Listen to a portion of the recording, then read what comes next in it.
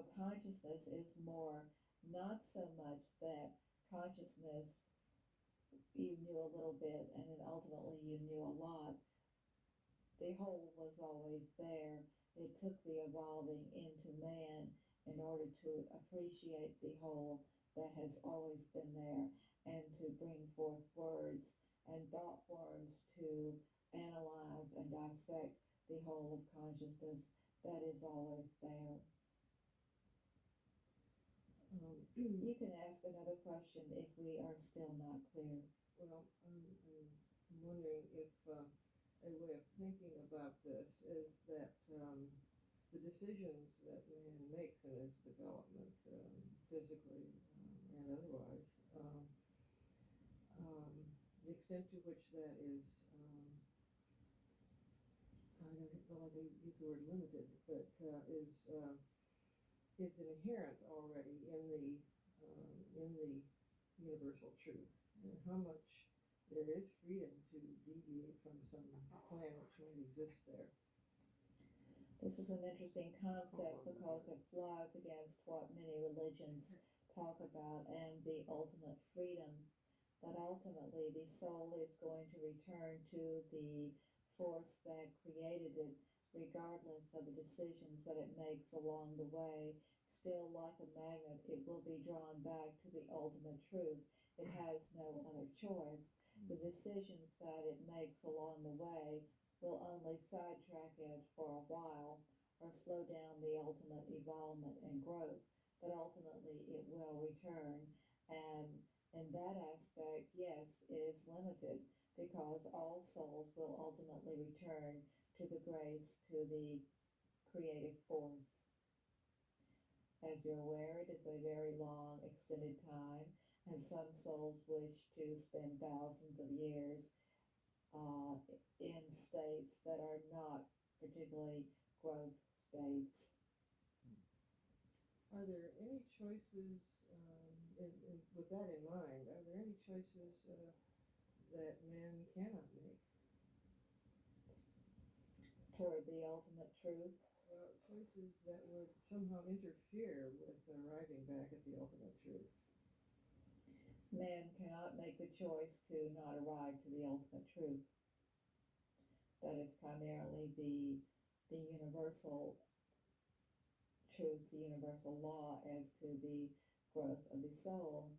Even those that you may think are the worst of the human race, those that disavow everything that one would think is good, those that say there is nothing more than that which is before them, ultimately there will come a point when the God force within that soul will answer the pull and will go back to where it originally came from. So that the choices that are made can only delay or speed up that. This is correct. Would there be anything that you might think of as a shortcut to get back? Are you in a hurry? Well, I've heard some things described as shortcuts, some kinds of spiritual teachings, for example. Yes, there are many. You must beware of spiritual teachings that say that this is a shortcut. For instance, many in the Christian faith believe that they have the only plane that goes to heaven, so to speak. You must beware of shortcuts. A conscious effort will certainly make one move faster.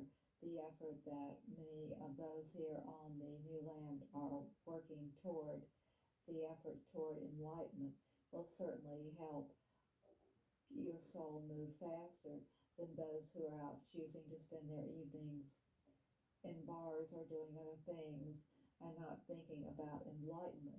But by the very token, your soul has evolved through many other stages, and the time has come for it to speed up a bit, so to speak, although it is traveling exactly on the path it intended to travel from the beginning.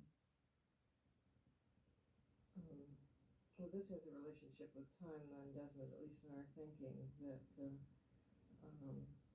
the time is right somehow, or that sufficient development has occurred so that, and that's again an area where it makes it difficult for us to think of no time. Yes, but mainly it is an opening to enlightenment, and not necessarily does this opening take place within years or lifetimes, but it is a matter of the energy itself and the vibrational aspects of the enlightenment that is really helping the soul to be ready.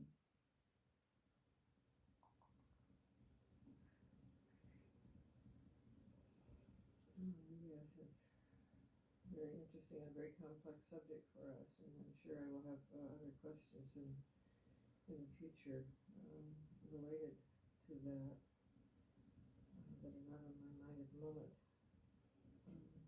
This is fine. We will work with you to bring forth the questions. You've been doing that, haven't you?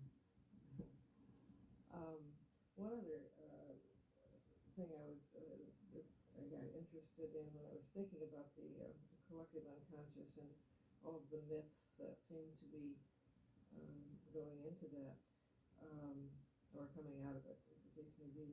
And I was wondering about the legend of Atlantis. And we have many stories about Atlantis. We're interested in whether such a place ever existed and what the characteristics of it were, if so. Yes, such a place did exist. It was one of the very first places where energies began to get together, to work together.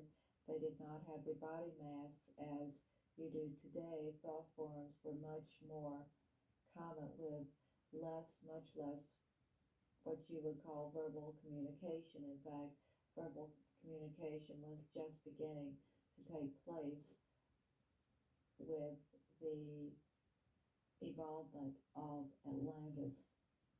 It is not a myth. In fact, many of the concepts, such as Christ on the cross and Atlantis and many other things, although have been bannered around as myths, they indeed did occur. Atlantis is a very important aspect. It will be much more important when much more land that belonged to Atlantis rises enough so that the people will begin to see that it did take place. This will be a major breakthrough for many humans on the planet. They will see that there is something to the old tale, just as recently there was a civilization discovered in Greece that had existed prior to any other known civilization. There are many other civilizations and continents that will be discovered that have existed prior to any present day thinking. So that Atlantis will return to the surface of the earth, and artifacts will be found from that civilization? This is correct.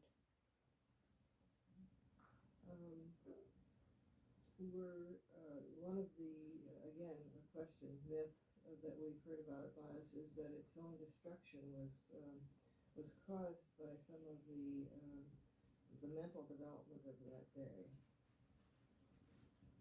Is this only in that it was necessary for Atlantis to fade so that the souls could come back in another time and place. In that way, it is not that it is a negative force, but rather that Atlantis could not continue to operate at the level that it was operating, that the consciousness needed more mass, more body in order to grow and to keep evolving. In this way, you might say the mind was the cause of its demise, but it was a planned cause and not as some would say. There is a theory that its demise was caused because they started to create human life in the semblance of jars, but this is not the case. I'm not clear what you mean by they needed increased mass and body. Jars. Their consciousness at that level, they did not look as you look today. They were not in the physical form that you are today. They were in a very translucent form where you would see the mass emerge, much more like um, as you would when you think of a spirit. Atlantis was just one step more than what you would define as spirit form. Therefore, as the consciousness began to evolve more and more, the desire of the consciousness was to feel more flesh, more human, to be able to feel things there on the planet that it could not totally feel because the physical body was not existent as you know it. For this reason, the consciousness decided it was time to do away with this particular arena of growth and move to another. When you say the consciousness decided that, are you... We're referring to all of the individuals there in Atlantis, which also, of course, was one, but they also at that point in time knew that they were as one, just in separate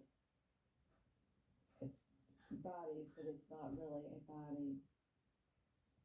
So that we can't trace the current form of mankind to the Atlantis form, then that was not a gradual shift, but a disappearance of that particular form. This is correct. We have understood also that the telepathy was a very common communication device. This is because they did not have the bodies as you know it, and yes, it was a very, very common means of communicating, and it was, in that aspect, very good. It was the way that the individuals today are returning to the same type of communication. Well, thank you. I'm sure we'll have more questions about that in the future also, but now it's we need to come to the end of this particular session. Thank you very much for your conversation with us. Very good. And we look forward to talking with you again tomorrow.